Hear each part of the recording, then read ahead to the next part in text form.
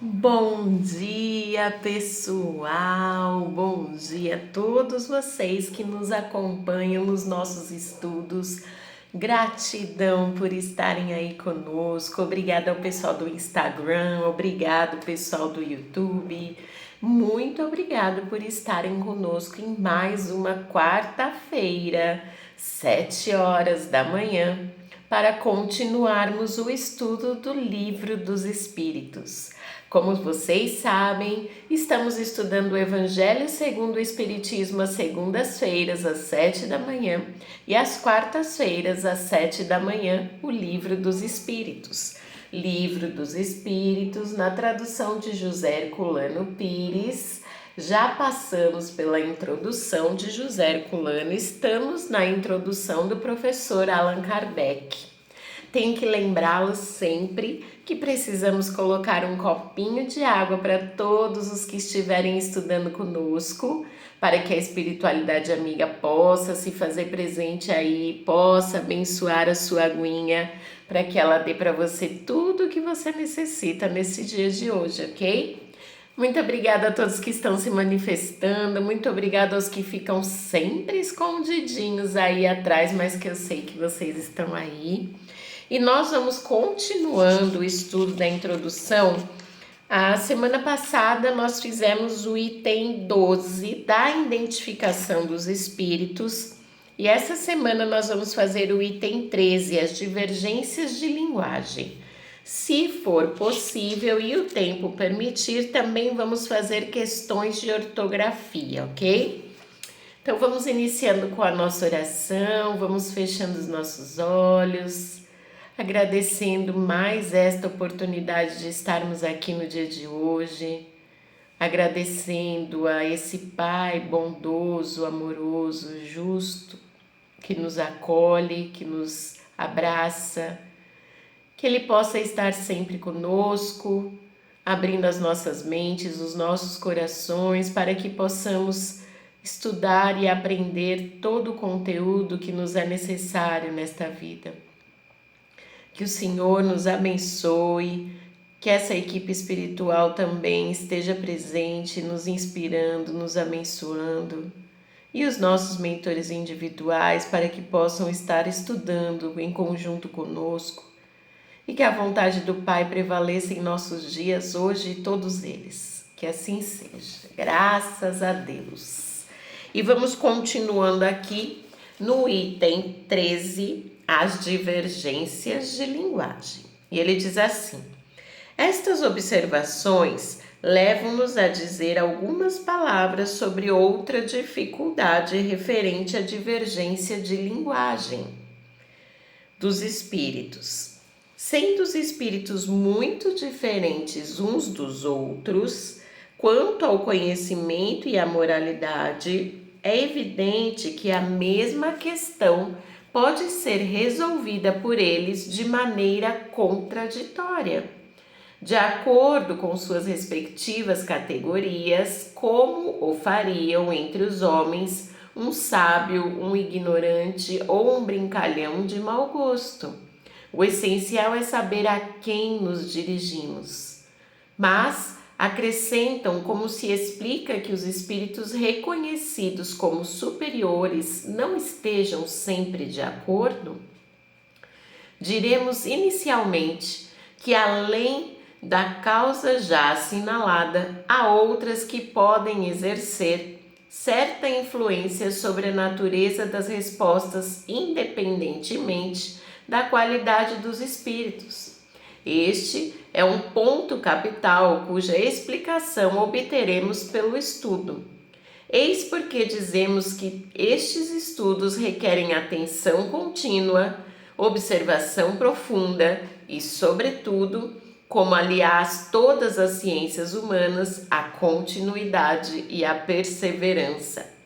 Necessitamos de anos para fazer um médico medíocre e 3/4 partes de vida para fazer um sábio. Mas quer-se obter em algumas horas a ciência do infinito. Que ninguém, portanto, se iluda. O estudo do Espiritismo é imenso. Liga-se a todas as questões da metafísica e da ordem social.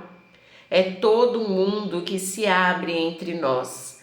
Será de espantar que exija tempo e muito tempo para sua realização? Então, pessoal, continuando os nossos estudos, né? Ele já começa esse item 13, as divergências de linguagem, frisando novamente a importância dos estudos, ok? E aí, mais do que essa importância dos estudos, ele traz para a gente aqui que o estudo da doutrina dos espíritos, ela leva muitos anos e que provavelmente para nós que estamos engatinhando em todo esse conhecimento, em todos esses arquivos que Kardec nos deixou, não conseguiremos em uma única encarnação compreender e colocar em prática tudo que está nos ensinando aqui. Lembrando que as obras básicas da doutrina dos espíritos, elas são 5, nosso Pentateuco, que é o Livro dos Espíritos, o Livro dos Médiuns, o Evangelho segundo o Espiritismo, a Gênese, o Céu e o Inferno, tá bom? Mas fora essas obras de Kardec, que são o Pentateuco kardeciano, que nós ouvimos dizer, né? Nós temos obras auxiliares. Então, se pegarmos aí do próprio Kardec, nós ainda temos mais 23 edições que ele trouxe para a gente. A Revista Espírita são inúmeras rótulos, inúmeras edições da Revista Espírita, porque ela perdurou por volta de 11 anos e ela a cada mês tinha um número novo. Então, imagine 11 anos, são 12 meses, dá 12 por ano, 12 vezes 10, 120, mais 12, 132 edições da Revista Espírita que nós também precisamos considerar nos nossos estudos. Ainda temos mais 2 livros que acompanham esse Pentateuco, que eles não são considerados como do Pentateuco, mas que eles fazem parte, que é o Espiritismo, e o livro Obras Póstumas, também de Kardec. E temos muitos outros, tá, pessoal? Se pararmos para pensar, Chico Xavier com André Luiz, que foi os complementos que vieram após as obras de Kardec, com informações muito importantes da vida no plano espiritual. André Luiz nos traz informações que vão acrescentando todos os ensinamentos de Kardec, não é? Por exemplo, para que a gente compreenda melhor isso, Kardec nos diz que temos 3 corpos, que é o espírito, o perispírito e o corpo. No esoterismo, nós trabalhamos com mais corpos. E quando você começa a estudar os livros de André Luiz também nos traz mais alguns corpos. Ele nos traz o dupletério, que ele fica entre o corpo e o perispírito. Nós temos o dupletério, que seria o que faz essa ligação. E depois, entre o perispírito e o espírito, ele nos traz o mental superior e o mental inferior. Então, nós precisamos estudar muito para poder compreender de fato o que toda essa doutrina veio nos ensinar, veio nos proporcionar, veio desvendar alguns mistérios, nos consolar. É um estudo contínuo, como qualquer outra atividade que nós fazemos. E aí ele continua aqui. A contradição, aliás, não é sempre tão real quanto pode parecer. Não vemos todos os dias homens que professam a mesma ciência divergirem nas suas definições, seja porque empregam termos diferentes, sejam por diferenças de ponto de vista, embora a ideia fundamental seja sempre a mesma. Que se conte, se possível, o número de definições dadas sobre a gramática. Acrescentemos que a forma da resposta depende quase sempre da forma da pergunta. Seria pueril, portanto, ver-se numa contradição onde geralmente não existe mais do que uma diferença de palavras. Os espíritos superiores não se preocupam absolutamente com a forma. Para eles, a essência do pensamento é tudo. Tomemos, por exemplo, a definição de alma. Não tendo esta palavra uma definição única, os espíritos podem, como nós, divergir na sua aplicação. Um poderá dizer que ela é o princípio da vida, outro chamá-la de centelha anímica, um terceiro dizer que ela é interna, um quarto que é externa, e etc. E todos terão razão segundo seus pontos de vista. Poderíamos mesmo acreditar que alguns deles professem teorias materialistas e, no entanto, não ser assim. O mesmo acontece com relação a Deus. Será Ele princípio de todas as coisas, o Criador do universo, a inteligência suprema, o infinito, o grande Espírito? Mas, em definitivo, será sempre Deus. Se temos ainda a classificação dos espíritos, formam eles uma série ininterrupta do mais baixo ao mais alto grau e sua classificação é, portanto, arbitrária. Um poderá estabelecê-la em 3, outro em 5, outro em 10 ou 20, à vontade, sem por isso estar em erro. Todas as ciências humanas oferecem o mesmo exemplo. Cada sábio tem o seu sistema. Os sistemas variam, mas a ciência é sempre a mesma. Quer se aprenda botânica pelo sistema Linneu, de Jussieu ou de Tournefort, não se saberá. Menos botânica. Deixemos, portanto, de dar às coisas puramente convencionais mais importância do que merecem, para nos atermos ao que é verdadeiramente sério e não raro. A reflexão nos fará descobrir naquilo que parece mais disparado uma similitude que nos escapará ao primeiro exame. Vocês viram então, pessoal? Deixa eu mexer aqui que apagou a minha luz, né? Aí eu fico numa penumbra, mas dá para viver, né? Dá para entender tudo que eu tô falando. Mas vocês viram só que engraçado aqui? A gente conclui essa parte aonde ele nos traz essa possibilidade de... Opa, ó, eu saindo da tela aqui, só para poder acender a luz. Então, pronto, consegui, pessoal. Então, ele nos traz aqui nesse item 13 as divergências de linguagem, que de fato para os espíritos superiores pouco importa a forma como você vai se manifestar. Pouco importa as palavras que você vai utilizar. Não necessariamente você precise de palavras ou termos difíceis de se entender. Se vocês pegarem Kardec, se vocês pegarem André Luiz, pessoal, o jeito deles escreverem é um jeito muito simples, não é? Palavras muito simples. Para quê? Qual é a finalidade disso?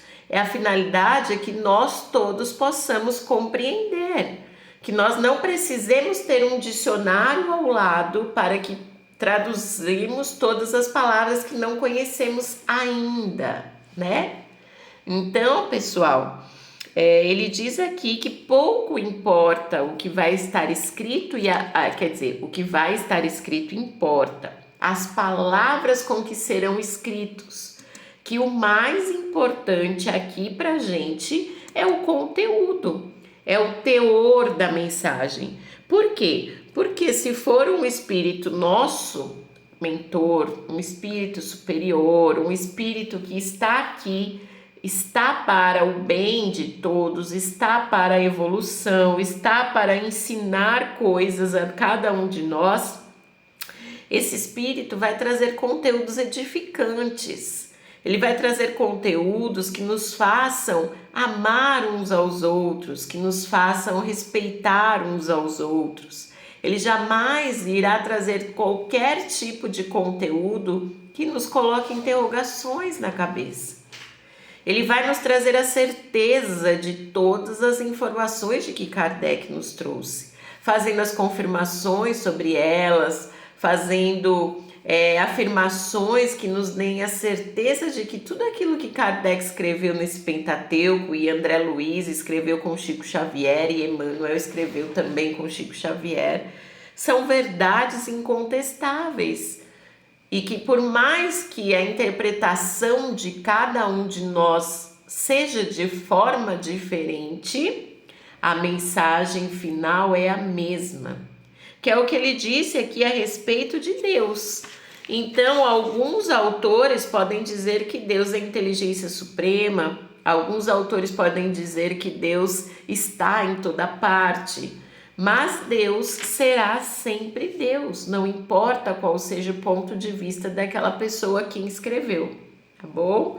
É isso que ele está trazendo aqui no item 13, as divergências de linguagem. E aí, entrando no item 14, que é as questões de ortografia, se diz assim: passaríamos ligeiramente sobre a objeção de alguns céticos quanto às falhas ortográficas de alguns espíritos, se ela não nos desse oportunidade a uma observação essencial. Essa ortografia, deve dizer-se, nem sempre é impecável, mas somente a falta de argumentos para torná-lo objeto de uma crítica séria, com a alegação de que, se os espíritos tudo sabem, devem saber ortografia.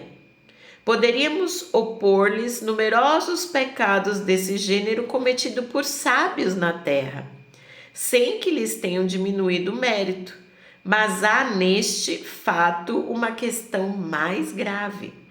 Para os espíritos, principalmente para os espíritos superiores, a ideia é tudo, a forma não é nada.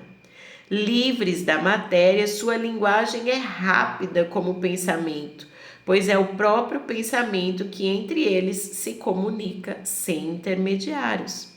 Devem, portanto, sentir-se mal quando são obrigados ao se comunicarem conosco e a se servirem de formas demoradas e embaraçosas,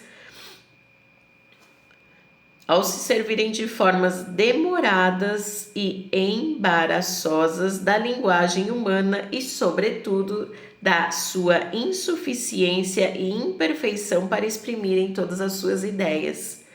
É o que eles mesmos dizem, sendo curioso observar os meios que empregam para atenuar este inconveniente. O mesmo aconteceria conosco se tivéssemos de nos exprimir uma língua de palavras e fraseados mais longos e mais pobre de expressões do que a nossa. É a dificuldade que experimenta o homem de gênio impaciente com a lentidão da pena, sempre atrasada em relação ao pensamento.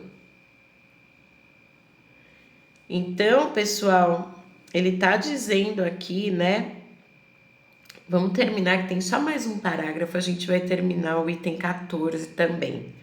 E ele diz: compreende-se, pois, que os espíritos liguem pouca importância às puerilidades ortográficas, principalmente quando tratam de um ensinamento profundo e sério.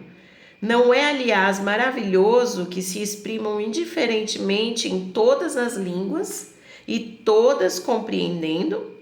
Disso não se deve concluir, entretanto, que a correção convencional da linguagem lhe seja desconhecida, pois a observam quando necessário. Por exemplo, a poesia por eles ditada quase sempre desafia a crítica do mais exigente purista, e isso apesar da ignorância do médium. Então, pessoal, ele traz para a gente aqui com relação, são 3 itens, né, que ele falou a respeito. Ele falou da identificação dos espíritos no item 12, ele falou das divergências de linguagem no item 13 e ele falou das questões da ortografia no item 14, tá? A gente vai ficando por aqui hoje, mas vamos falar um pouquinho mais a respeito dessa questões de ortografia. As questões da ortografia, assim como a identificação dos espíritos e as divergências de linguagem, ele trouxe para a gente aqui, Kardec, algo que é fato, tá, pessoal? Que para os espíritos, eles se comunicam telepaticamente, os espíritos superiores, principalmente. Eles se comunicam via pensamento. Eu pensei e o meu interlocutor ou com quem eu esteja tendo um diálogo já conseguiu entender e captar a minha mensagem, ela estando apenas no meu pensamento. Sendo assim, eles se importam muito pouco com as palavras e com a forma das palavras escritas. O que é importante? O importante é o conteúdo das mensagens. De fato, o que aquela mensagem psicografada, psicofonada, seja de qual forma for, qual é o significado daquela mensagem. E aí a gente sabe que são muito sutis as diferenças entre as mensagens dos espíritos superiores e dos zombeteiros, né? Ou desses pseudo-sábios que tudo pensam saber e querem de uma forma ou de outra ludibriar as pessoas. Por quê? Porque eles estudam muito, pessoal. Eles estudam muito mais do que o que a gente imagina. Eles têm um conhecimento a respeito dos ensinamentos maior, muitas vezes até do que nós mesmos. Só que daí eles utilizam esse conhecimento para nos trazer indicações, nos trazer orientações e sutilmente eles colocam algo nestas informações que nos deixarão uma pulguinha atrás da orelha. Nos farão questionar por quê, nos farão tentar compreender se tudo isso é real, se vale a pena. E aí é aí que a gente consegue, com o estudo, com a sabedoria, com a leitura de obras importantes dentro da doutrina dos espíritos, além das obras de Kardec, ter o conhecimento e o discernimento de poder saber o que é e o que não é de fato vindo de espíritos superiores. Ah, mas então, Patrícia, se eu receber uma mensagem que dê alguma informação equivocada, eu vou ignorar, eu vou, sei lá, diminuir aquela mensagem? Não.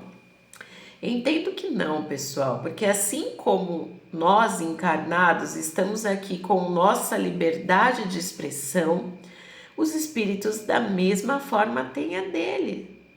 Tem as dele, não é? A liberdade de expressão deles. Nós temos o livre-arbítrio, nós temos a oportunidade de fazer o bem ou o mal o tempo todo. Depende do que nós queremos, depende do que nós abraçamos para a nossa vida, para a nossa existência, porque você pode ser bom o tempo todo, principalmente quando ninguém estiver olhando. Não é assim? Porque o que importa de fato não é o que você faz para todo mundo ver. Não é os vídeos que você posta nas redes sociais que todas as pessoas vão ver. O que importa de fato é quem você é quando está somente você e você mesmo. O que você faz? Quais são os seus pensamentos? Aconteceu um episódio muito engraçado comigo hoje.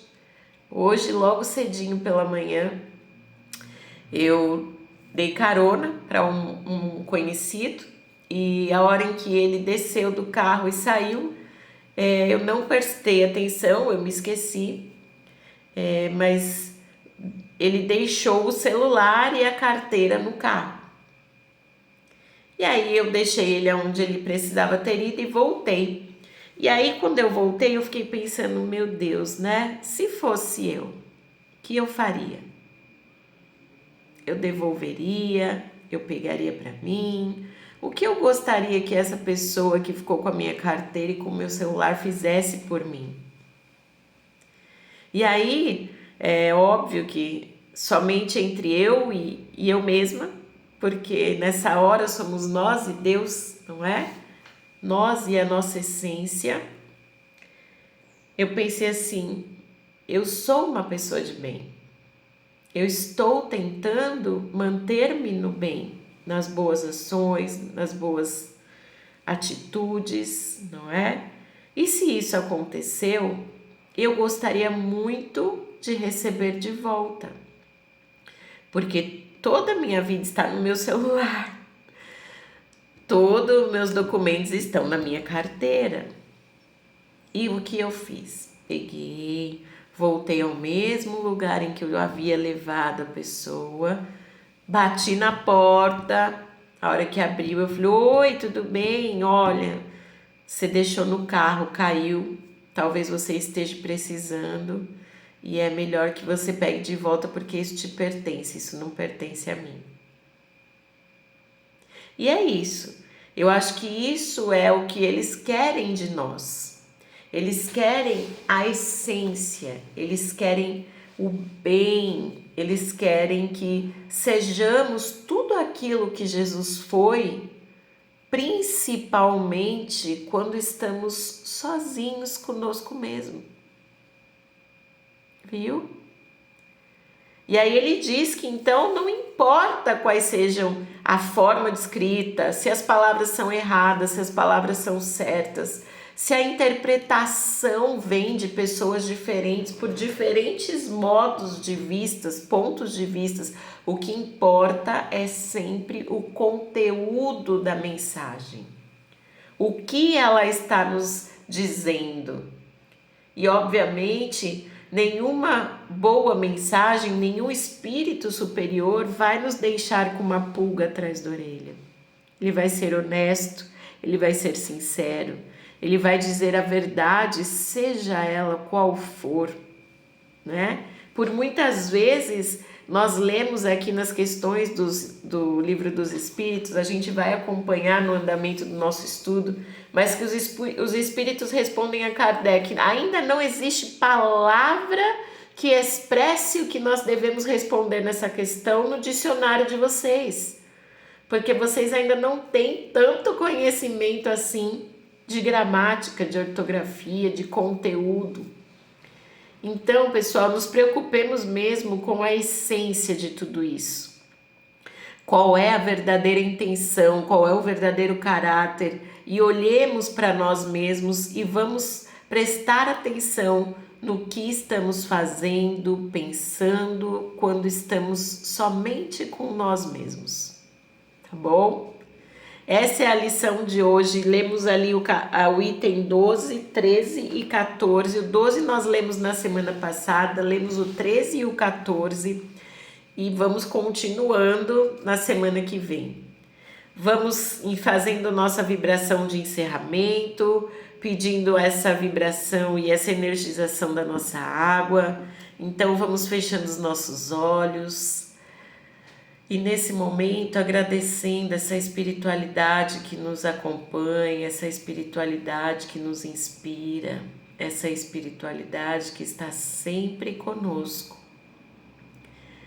Aproveitando esses momentos e pedindo essa superioridade a esses espíritos superiores que se acheguem ao nosso lar, aos lares das pessoas que estão nos assistindo, nos acompanhando, e que possam abençoar e energizar todas as águas que estão à disposição deles. Não só a das xícaras ou dos copos, mas principalmente a de todos os encanamentos das casas que nos acompanham e que estão nessa seara do Cristo, em nome do Pai. Abençoa, Senhor, todos os que menos oportunidade têm no dia de hoje, os que estão em hospitais, em orfanatos, em asilos. Abençoa, Senhor, a todos aqueles que precisam de Ti, da Tua palavra, do Teu amor. Energiza as nossas águas e sede conosco hoje e todos os dias, Senhor. Muito bem, pessoal. Estamos chegando nos nossos 30 minutos. Vamos beber a nossa água.